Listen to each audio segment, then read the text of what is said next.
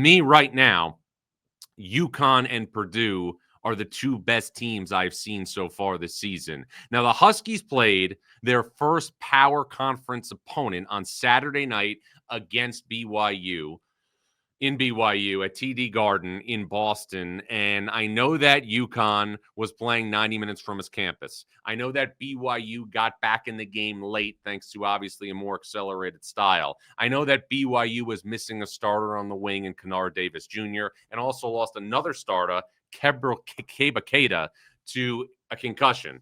But still watching UConn and watching the depth and watching the balance and watching everything that the Huskies had to offer, and then taking into account the fact that UConn is playing without Braylon Mullins, who, again, as we watch college basketball every single night, and we see another freshman come to the forefront, it feels like every single night, Braylon Mullins is capable of joining that conversation. Braylon Mullins is capable of breaking out and making 6 threes in a game for UConn. And at some point, Braylon Mullins is going to join a nucleus for the Huskies that already includes several players that are playing at an extremely, extremely high level. My biggest takeaways after watching UConn against BYU, the focal point for me coming into the season when it came to Dan Hurley's squad was obviously the fact that Solo Ball, I thought, had a chance to become one of the best guards in college basketball this season. It didn't happen against BYU. But with that said, other people came to the forefront.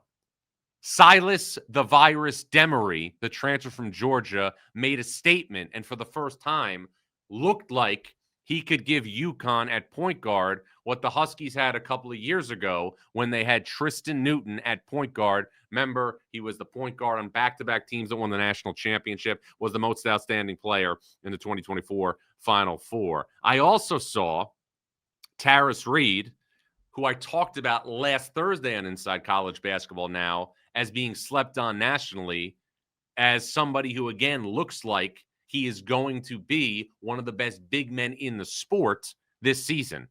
Tarris Reed could be an All-American in 25-26. Tarris Reed has made monumental strides since last season when he was sharing the 5 spot with Samson Johnson. And Tarris Reed, very, very quietly, looks like a 20-10 guy so far out of the gate for UConn. But above all that, above all the buzz, and you better believe it's palpable, surrounding everything associated with UConn basketball, playing a game in Boston, obviously having a big game out of Silas Demery at point guard.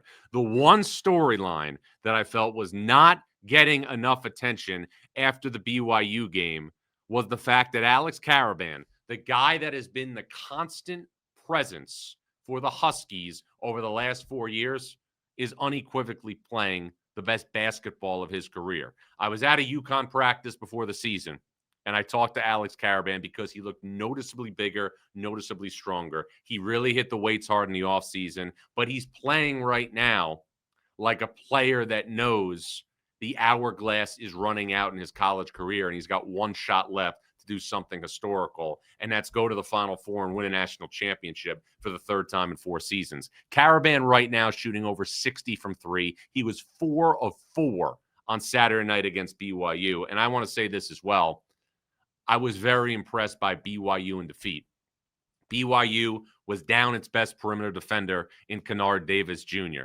BYU was down Keba Keita, who went out of the game with a concussion. And BYU, thanks to the troika of A.J. DeBansa, who looked the part big time on Saturday night in Boston, Rob Wright and Richie Saunders, clawed its way back into the game. BYU showed me a lot in defeat. But the story was about UConn. The story was about seeing a UConn team without Braylon Mullins start to display potentially the type of depth that it had in 2023 when it went to the bench and it brought Donovan Clingan, Joey Calcaterra, Hassan Diarra off the bench and displayed that depth at the highest of levels en route to winning its first national championship. Now, here's the thing, too, we got to remember, and we have to always talk about this because we are building all this stuff, every big non-conference game, every big conference game, avoiding the epitome of brutality. We are building all this stuff for the path to Selection Sunday. And every game in this sport matters. Dan Hurley was in this studio months ago, and he talked about last year losing the game to Colorado and Maui and losing the game to Seton Hall and Newark probably cost UConn 2 seed lines. All of this matters. But the way that UConn's non-conference schedule stacks up, it favors the Huskies to be in a situation to cash in on these opportunities. Why do I say that? This week, Arizona comes to UConn. Next week, UConn gets Illinois at Madison Square Garden on Black Friday, 12:30 local time start. Then we go to December. UConn is at Kansas. Then we go to more games in December. UConn has Florida at MSG in a game in the Jimmy V Classic in a battle of the last 2 national champions. And then UConn will also host Texas. Why am I going through those 5 games? The only time UConn is going to be in a non-pro UConn setting is going to be the road game at Kansas, who, again, if you've heard me on this show, I feel is extremely, extremely vulnerable and has yet to prove it's anywhere close to being near vintage Kansas. And I'm going to get to that more in this show. But I'm looking at those games for UConn. Arizona and Texas are coming to the state of Connecticut to play UConn. Those are games the Huskies are going to be awfully tough to beat. And then Illinois and Florida are coming to the world's most famous arena. Those are going to be games that are going to be essentially a pseudo home game for the Huskies. It's why they call MSG Store South. So in 4 of the 5 big non-conference games that UConn has on its schedule, those games are going to be essentially feeling like UConn home games. UConn getting Braylon Mullins back here at some point soon is, to me, clearly in position to play its way to be a very high seed on Selection Sunday. And I've laid out what it would look like in the East region. You start in Philadelphia, you end in Washington, and then you get to a Final Four. I know it's only November, but you have to talk about these things. Now, looking at UConn, I think a big thing that has stood out to me has been how cemented the Huskies' role allocation has been. You know who your main guys are. It's Demery at the point. It's solo ball. It'll eventually be Braylon Mullins. Then you have Caravan and Reed.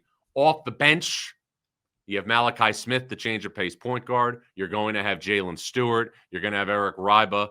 And Jaden Ross is a guy, and I know it's really, really early in the season, but watching him on Saturday night and watching him over the last couple of games, he's averaging double figures in about 17 minutes per outing.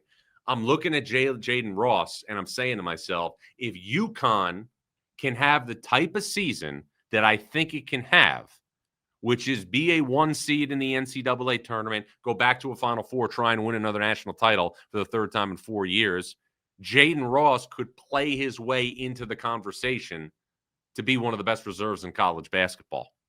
I don't think there's any doubt about that. And I think it's something to monitor really, really close moving forward. I have talked ad nauseum all offseason about the collision course between UConn and St. John's. Collision course. Holy wars. These are the types of games you get out of family obligations for. I get out of family obligations regardless if it's college basketball season. Everybody knows not to bother me. But these are the types of games you get out of family obligations for. But I'll tell you, 2 weeks into the season, it doesn't look close between these two teams. UConn is so much more cemented. UConn is so much more in sync than what I've seen so far from St. John's. And looking at St. John's over the weekend, Rick Pitino started with a different starting lineup again. It's safe to say the only 2 players that are cemented firmly for Rick Pitino is Bryce Hopkins and Zuby Ejiofor. St. John's came off the bench the other night against William & Mary with Ian Jackson, Joe Zonsanen, and Dylan Mitchell. You just don't know where St. John's is right now in terms of a rhythm perspective, 1, 2, and 3. It's why, in my opinion, and I'm not saying UConn is necessarily going to be the team as of right now that I'm going to rank in the top 2, but the teams I've seen that have played the best have been Purdue and UConn.